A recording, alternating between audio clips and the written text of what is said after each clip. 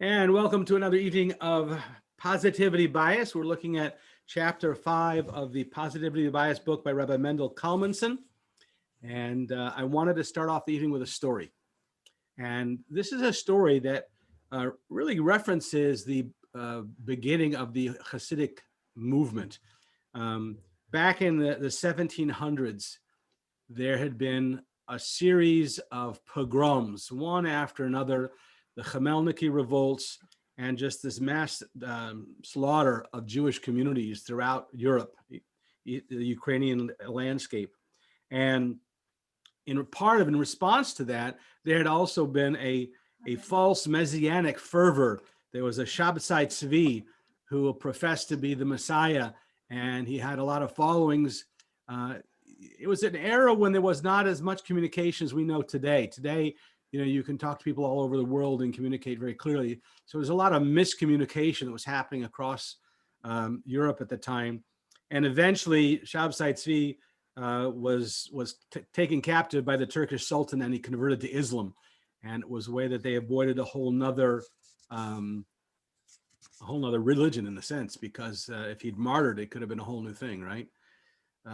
But it was in this realm that we begin to talk about a new start on things. And the story is told, a parable is told, where the king had a prince, a crown prince, who was deathly ill.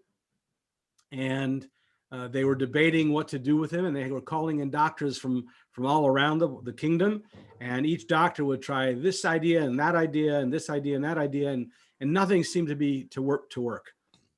Nothing seemed to cure the crown prince. And eventually there came a rather unknown doctor from the furthest reaches of the kingdom who came in, and he suggested that if they would take the crown jewel, the emerald that's the pride of the kingdom, and crush it, pulverize it, add water, and feed it to the prince, it might work. And so they debated all that. Well, you know what happens with those to debate in Congress, right? So they were debating back and forth. In the meantime, the prince developed lockjaw. And now you had a question of if the medicine would work, if it would even get in. If it would get in, and even then it might work, right? And so in Jewish law, we usually have a concept called a shaila on a shaila. If you have a question on top of a question, it's already not kosher. And so here at this point, they said they advised that because there's even a question if it'll even get in, it's not worth pulverizing the crown jewel. And of course, the king said, "This is my son, pulverize the jewel." And so they pulverized the jewel, and they add in the water, and they try to pour it over the prince's mouth, hoping that some will get in, hoping that some will work. And this is the parable that is the founding of the Hasidic movement.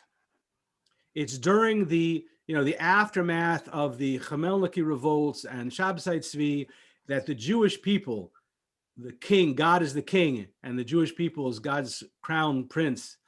And the Jewish people were literally in a coma. It was just absolutely in a daze. And there was this huge division between the people, because at that time you were either a scholar or you were no one. If you didn't know, if you weren't a scholar, then you were almost considered as almost like not Jewish. That's how they would even say it. And so there was such a divide between the people. The Baal Shem Tov was the doctor who came on the scene and suggested taking the crown jewel and pulverizing it. The crown jewel of God's wisdom is the Torah. And the crown, so that's the crown jewel is Torah. The Hasidic, the Kabbalistic teachings, the mystical teachings, that's the emerald of the crown. And the mystical teachings at that time were only left to the most elite. You couldn't learn Kabbalah until you'd memorized all of the Mishnah and all of the Gemara. Unless you were fluid in all of the Talmud, then you weren't even allowed to start learning Kabbalah, because it would mess your head up. And so now the Baal Shem Tov comes and he says, we're going to take the crown jewel and we're going to pulverize it. We're going to, break up the mystical teachings into something much more palatable in the form of stories and songs and parables, just like this one, and feed that to the Jewish people. And so the Baal Shem Tov came along and he started teaching, the greatest mystical secrets, but he would break them down into stories and parables and songs and music and melodies and these things that would try and reach out to the Jewish people to revive them from this stupor. And the primary focus on all of this was that the crown prince is the crown prince. Doesn't matter anything else about his intellectual capacities or anything else. The fact is that someone who's Jewish has a godly soul, and that in and of itself is everything. So people then would ask the question, did it work? Did the prince revive, right? And the story is ongoing because, as the story says here, you fast forward 200 years and you have the Holocaust. Yes. And you have the decimation of Eastern European Jewry. And about America, it was said even the stones are treif in America. Like there's no Judaism to speak of in America. And that's how much more so the rest of the world. And so on this scene of absolute devastation, the previous Lubavitcher Rebbe escapes Europe, war-torn Europe, comes to America, establishes the Chabad movement here. And he's told, when he comes, he's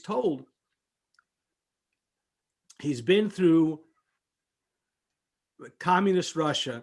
He's been through the beatings and the terror and the torture of communist Russia. He's been through the destruction of European Jewry. He narrowly escapes the Warsaw, the ghetto, and he gets to America and he's told, Rabbi, you can retire now.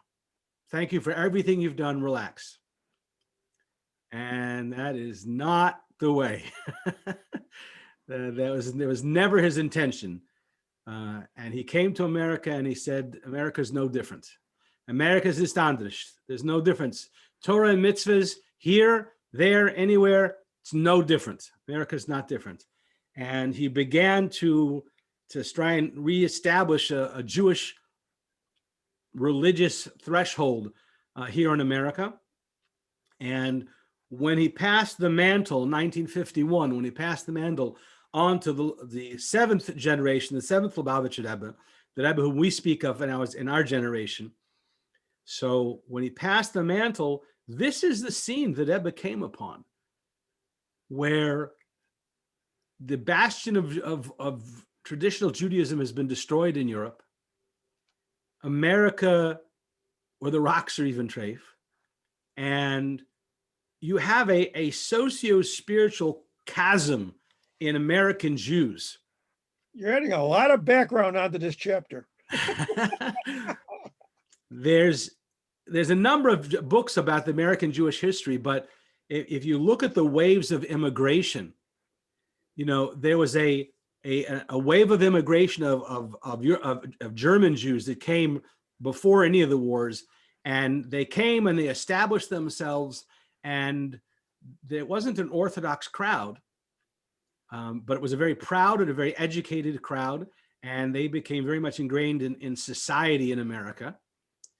And then you had a lot of Eastern European immigrants coming in, and the German Jews pretty much snubbed them completely because they were not educated. They were, they were not wealthy, and it was a huge chasm between the Jews in America of either German descent or Eastern European descent, and it was just so broken up. And you started having what we nowadays you talk about. There was Reform, there's Conservative, there's Orthodox, there's Modern Orthodox, there's Hasidic, there's all these different groups. That fractioning was what was going on in the 1940s and 1950s. And so this is the scene that Rebbe came into the leadership, the Lubavitch leadership. And when asked about his plans, his leadership plans, Well, this Rabbi is Jonathan Sachs, where Rabbi Sachs comments. Yes. yes, God bless That him. was very, I like that. Rabbi Sachs of blessed memory, he said that, he said of the Rebbe, he summarized the Rebbe's battle plan to search out every Jew in love the way they had once been hunted down in hate. And there's a lot of depth in what Rabbi Sachs says, because when we talk about the Rebbe's vision from the time he was little was very much focused on Mashiach, the reunification of Jews into Israel, everybody coming home, the building of the temple in Jerusalem, and world peace. The goal of Mashiach was a childhood vision of the Rebbe's. And when we talk about why was the second temple destroyed, the sages talk about sinas chinam, hate for no reason. That the basis of the destruction of the second temple was a disparity amongst the Jewish people and a hate for no reason amongst Jews. We did it to ourselves. And so that is exactly the Rebbe's focus, is the opposite of sinas chinam. There's avas chinam, love. Yeah, I've found Chabad to be more open than the other. What do you call it? I'm a conservative Jew, but I wasn't always. How should I put this? Welcomed after a time, but not like Chabad, which they used to come looking for me for a minyan. But I mean, aside from that, I run into guys on the street with a lulav and an esrog, with put tefillin on more even recently.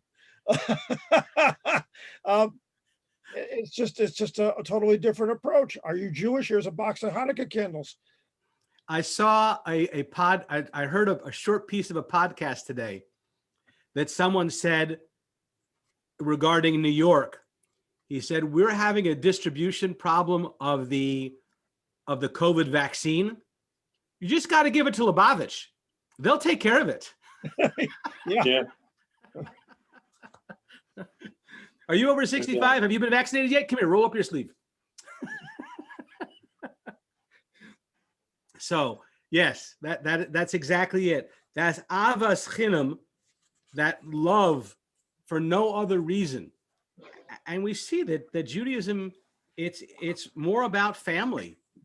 It's all about family. It's not about a religion. It's about family. And it's sad to say sometimes there are some estranged members of a family, but the bottom line is family, and it's an inheritance you just get. It's not something that you have to deserve or you have to earn or anything else. It's just it is what it is. I liked the example that he shares in the book about a pilot light. Oh, I had no idea he was an electrical engineer. I mean, who would think of a Lubavitcher Rebbe was an electrical engineer? So the Lubavitcher Rebbe went to Sorbonne University in France, and then he was also has a degree in Berlin, from the University in Berlin, and he worked when he first came to America. He worked at the United States Navy shipyard in Brooklyn as an electrical engineer. That was his service time. I had no idea. He was working on the electrical powering of the electrical systems within the nuclear subs that were just coming out at that time. So very interesting. So there was someone who had asked about what the Rebbe does, and he talked about the electrical engineering, and the Rebbe made a reference to I studied electrical engineering, but I prefer to turn on the lights in people's souls in the neshama. And he made the example of that every human being has a soul, a divine spark that burns within them. And sometimes a person moves away from their inner light and might even seem that the light of their soul has been snuffed out, but the soul is like a pilot light. and it never goes out completely. It just needs someone to turn up the gas and rekindle that flame, nurture that flame. And the Rebbe says that's his goal, to illuminate Jewish life through the soul by brightening and fanning that flame until it burns on its own again. The Rebbe talks about this in a sicha. When we're talking in the parsha, talks about the vessels of the Beis Hamikdash. And when it talks about the menorah, the 7-branched menorah that was in the sanctuary of the temple, the languaging of the Torah is that the Kohen should go to, and the languaging there is about to ignite the light, meaning it's already there, it's already lit, but to cause it to go up, to ignite it, to inflame it, right? And so the Rebbe brings out this idea that the Kohen is not, he's not putting light where there isn't already there. He's just adding fuel to that flame.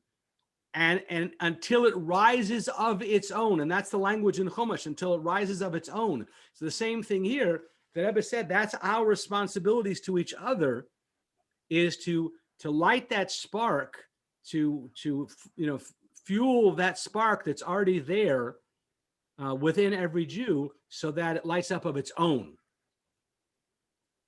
Because every Jew has it. Every Jew has it. It's just a matter of lighting it up on its own. I like that idea of a divine spark. I have to say that's not just Jews have the divine spark, but all people have a divine spark. Question is, why are some so evil? I can't answer that yet. There's another talk. The Rebbe talks about the distinction between ink on paper or parchment versus engraving. If there's ink on parchment or paper, it can fade with time and may need some work. But if it's engraved, it just needs to be cleaned out. And then it's truly there. And so the same way, the Jewish soul is engraved, and it just needs a little bit cleaning sometimes, I say even the worst people have good moments. So absolutely. And we're going to come back to it in this chapter. We talk about the diamond, right? The diamond in the rough. Some diamonds are more in the rough than others. It takes some serious polishing, right? But it's definitely all there. You started mentioning this example of menorahs and tefillin and stuff like that. What were some of your earliest experiences with the Rebbe's shluchim? For me, I'll say, in retrospect, I didn't realize it at the time. In retrospect, we went to visit, we lived in Holland in the 60s, and we went to visit Israel in December of 68. And I have a photograph at the Kaisel of my father putting on tefillin. And I guarantee you, that was a Lubav. Yes, and they're still there. Well, we had where I live currently, and I've lived here on and off over 60 years because I grew up here, purchased the apartment over my parents. Now we own half the building, but across the alley from us was a Lubavitch shul. I'm not sure if they were Chabad, but they were Lubavitch. And like I said, when I turned bar mitzvah age, I think my father knew what they were looking for when they would ring the doorbell. He told me to go answer that.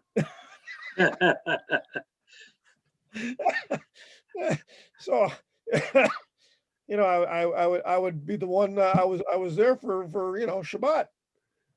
So that and it was difficult for me because I really did not have that background in Hebrew, which I still am weak with, and almost all the prayers were in Hebrew, and I was used to English and Hebrew, having a Reform background at the time, and not too much Hebrew in Reform actually. which is a shame. That's one of the reasons I don't speak Hebrew too well. Do you remember the rabbi of that synagogue? What's that? Do you remember the rabbi there? Oh, of the Lubavitcher synagogue? No, I don't. But I remember that one of my friends used to go on his own. Mike Stern was always would go there on his own. A guy from grammar school. Nice. So Zev, how about you? My dog decided he wants to play ball right now. When I was in Virginia, unfortunately, the Virginia Tech massacre in 2009, where 33 students were killed. 33 students. One of them happened to be a Romanian Holocaust survivor who was a professor at Virginia Tech, and he was one of the ones who was murdered. And in his memory, Chabad was established at Virginia Tech. And it was about 35 miles from where I lived.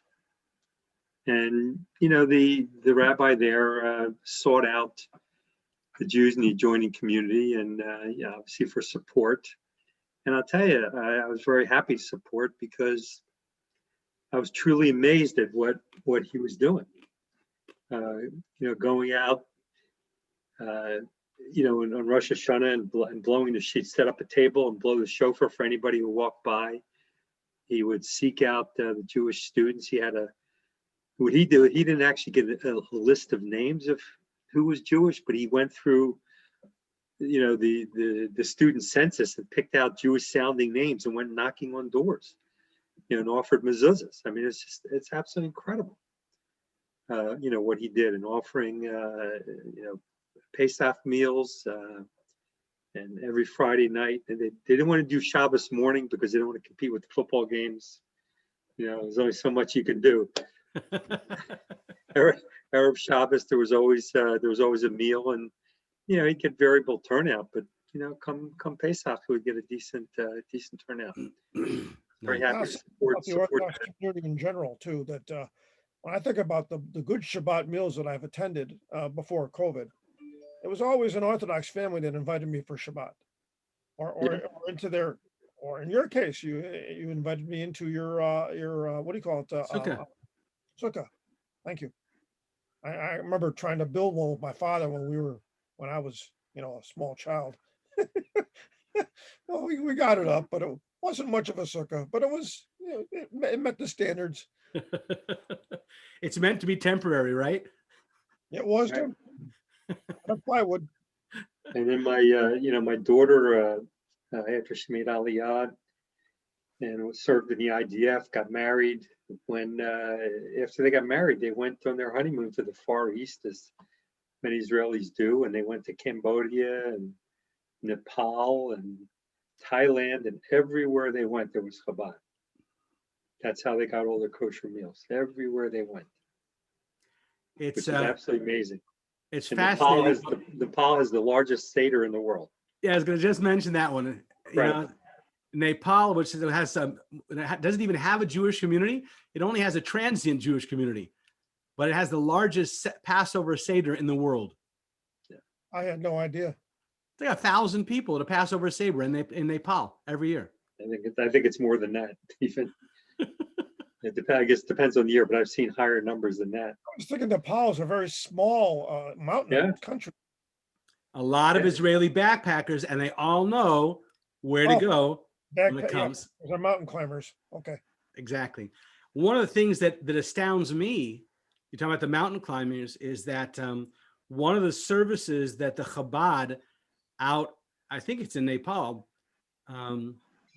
certainly in that area, Kathmandu area, they have a service they provide the backpackers, which is a free Oxygen tank?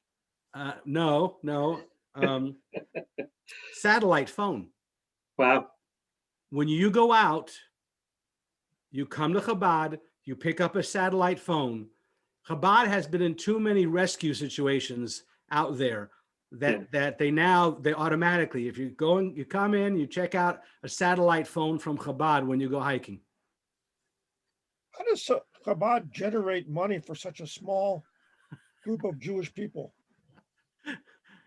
Although I just got an email for the auction for Olive the Institute. Olive Institute. So I mean, that's one way, but that's not covering a lot. No, but I think, I think that where the distinction lies is that what we talked about from the very beginning was that Chabad is looking for the idea that there's a Jewish soul and everything else is secondary. And so you don't have so much of the political stuff that people get involved in when they are dividing themselves into different factions. I'm Reform, or I'm conservative, or I'm Orthodox, or I'm this. Once you'll start, dividing, then it becomes divided. Chabad, it's not. It's Jewish soul. That's it, and that's all that counts, and everything else. And I think what strikes me here is that he speaks about here that each of us possesses a unique God-given soul that can refract the infinite light like no other. In the quest to uncover and unleash the power of the soul, one can choose to fixate on the darkness that surrounds, or you can focus on the inherent light within every godly Jewish soul. I remember there's one story that we'll come across in the book also, but someone was invited to, a political figure was invited to speak at a Chabad event, and someone complained to the Rebbe in New York because this person was no friend of Israel or the Jews, had never done anything politically worthwhile of helping Jewish people. And the Rebbe's response was, we don't acknowledge people just for what they've done, but for what they could do. And that person, you follow their political history, they actually do become very supportive of Israel. So it's the fact that every neshama has that godliness to it, and we can just fan it and flame it so it can really, come out. It's a different attitude. Even the closing of this chapter reflects that. It's when he says it's all about bringing the close closer versus reaching out to those that are not close. So right. Well, when I moved here to Florida a little over a year ago, there are two shuls about a block apart. One's an Orthodox shul, and then there's Chabad. And I was Ashkenaz, so first I went to the Orthodox shul. Nobody there was friendly. Nobody approached me. We went there several times. The rabbi from that shul lives 4 or 5 houses from me. Garnished. First time I went to Chabad, very welcoming. They're non-judgmental. So there are people who drive to shul on Shabbos. There's a parking lot. There's a sign that says we don't condone this, but you're welcome. Come on in. It's very welcoming and very non-judgmental, and that's how I think they attract people. We don't want you driving on Shabbat, but as long as you're here, come in. No, I mean they want to make it clear that they don't condone the behavior. They can't. Right. But we welcome all Jews. That's the statement. There is a fascinating story that a Rabbi Brisky in California, North Los Angeles area, is a fascinating story that he tells, and it's a 15-minute story. I can't go into the details, the whole details of it, but it's a fascinating story, and the story as he tells it starts off with some Israeli movers who are starting to unpack a moving van next to the Chabad house into a house on Shabbos. And there's 2 ways you could go. you could be like, all upset that you're working on Shabbos and you're right next to the synagogue, you're doing this on Shabbos, and there's all that thing. But no, the Chabad rabbi, he stepped outside, saw they were Jews, and said, "Ma shlomcha?" And he invited them in, and they said, "No, we're working. And he said, "But it's like a l'chaim. You can come for kiddush. You can come like a l'chaim." So they came in and they sat. They made the l'chaim, and they're having a great time. And then in short order, they realized that the owner just pulled up. The new neighbor just pulled up, and they're not working. And so they start to panic. And the rabbi says, "Don't worry, relax. I'll take care of this." And he goes out and says, "Shalom aleichem, Rabbi. How are you? Come inside."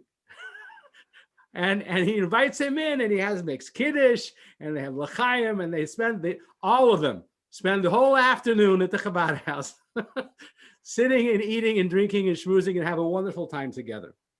The work gets done later. What's fascinating is that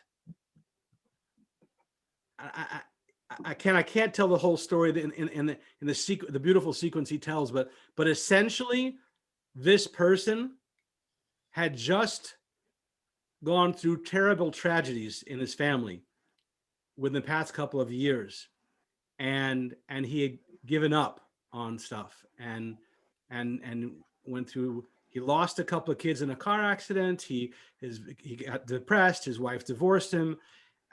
He had one child left, and it was just devastating. And he had basically decided that he was going to take his own life. And he was going to take his daughter out to a movie, and then he was going to end it.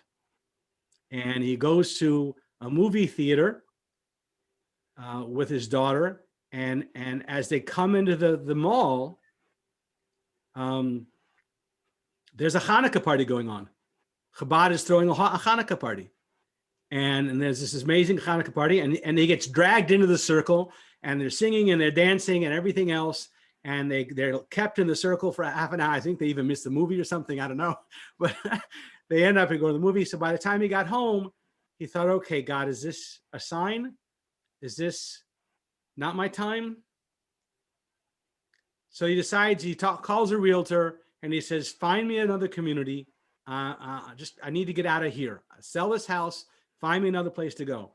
The realtor gets in this new place, and he's going to this, and he's driving to this new place.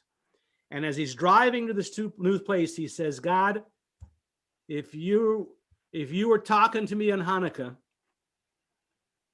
and this is not my time, then I need a sign.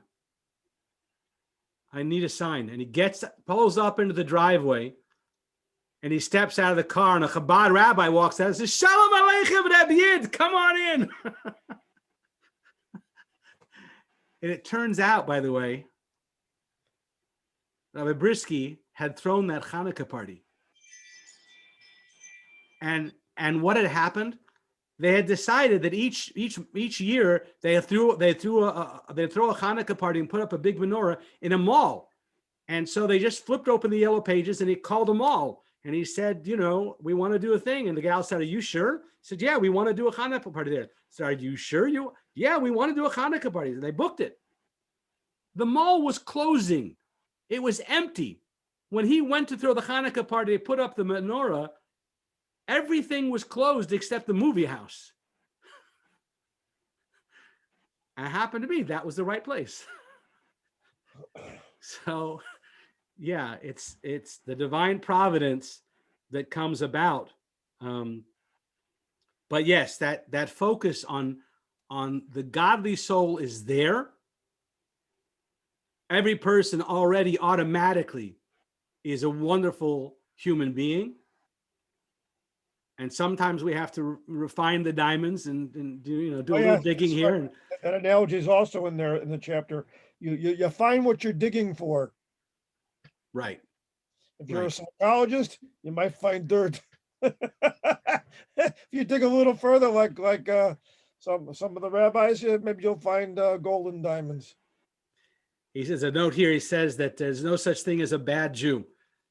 And to secular Jews, he essentially was saying, you're not as secular as you think. You have an ancient tradition, an indomitable point of infinite holiness within you that yearns to serve, to sing, and to soar. You're not as secular as you think. I'll tell you, having just read this last week about the Amaharites and the Talmud, they were not very kind. No. Not very kind at all. What page of the Talmud was that? What was it about? It was, it's one of the tangents you go off in the Pesachim. Yeah. We study Pesachim now, but not very kind at all. I might have looked at that too, but I don't remember hearing that. When you go to, there is a movement within traditional Judaism of focusing on all the things we're doing wrong and how far we're distancing ourselves from God. But you get what you focus on, right? So if you're focusing on the wrong and you're focusing on the distance, that's exactly what you find. But if you focus on the good, right? I love this story about, so there was this practice that the Rebbe started in order to increase tzedakah. The Rebbe talked about there's different ways to increase tzedakah. Tzedakah tzatzel me'movis. Tzedakah saves from death. Tzedakah brings the geula. Mashiach will come with more tzedakah. How do you increase in tzedakah? Well, you can increase frequency and you can increase volume, right? That's the traditional way. You either give more often or you give more tzedakah, and those are the ways you increase in tzedakah. The Rebbe came up with a whole new concept. The Rebbe's idea was we can increase tzedakah by increasing the people participating. If I give you $1 and you become my emissary, and now you turn around and you give that dollar to someone in need, there's now 3 of us involved in that tzedakah, not just 2. And so in order to do that, the Rebbe would give away dollars. Every Sunday, the Rebbe stood in the foyer of his office. Oh, I was wondering what that was about. He would stand there with a podium with hundreds and hundreds of fresh, crisp $1 bills. And he would literally hand out dollars. The line would go around the block every Sunday. People stood for hours and hours online, and the Rebbe would give them $1 and he would give them a bracha. And the intention was to increase in tzedakah by increasing the amount of people involved in the tzedakah. And most of us, if you receive the Rebbe from the dollar, you are going to keep that dollar. You're not handing that off to somebody else. But you have to pay the dollar. You have to redeem the dollar. So you have to pay for it, another dollar. But you can't just do dollar per dollar when the Rebbe gave you $1. You have to do more than that. So you would give it, you double it or triple it or quadruple it. The Rebbe gave you $1 and you're increasing it. So the Rebbe found a way of increasing tzedakah in a whole new unique way. And years, every Sunday, the Rebbe stood there giving out dollars. Yeah, that woman that waited in the line says, yeah, I'm tired just waiting for this $1. How do you do this? Yeah. And the Rebbe's answer, when you're counting diamonds, It's not- every Jew is a diamond. And when you're counting diamonds, you don't get tired. Yes, that was good. But I didn't understand what that was about with giving away $1. I didn't know that tradition. Hadn't heard about that. A whole new concept. But again, the idea of just increasing the tzedakah and increasing the goodness and kindness. So we end off the chapter. It is ultimately only when each lamp is lit, when each voice is heard, when each soul is seen for what it truly is, that we will deeply know and understand that all your people are tzaddikim. That's a verse, a quote from the Torah that that all of your people are tzaddikim. If you're focusing on the good, if you're focusing on the diamond within, then that's what you bring out. And that's what we bring out. Any examples from your own experience of seeing the diamond and helping reveal it.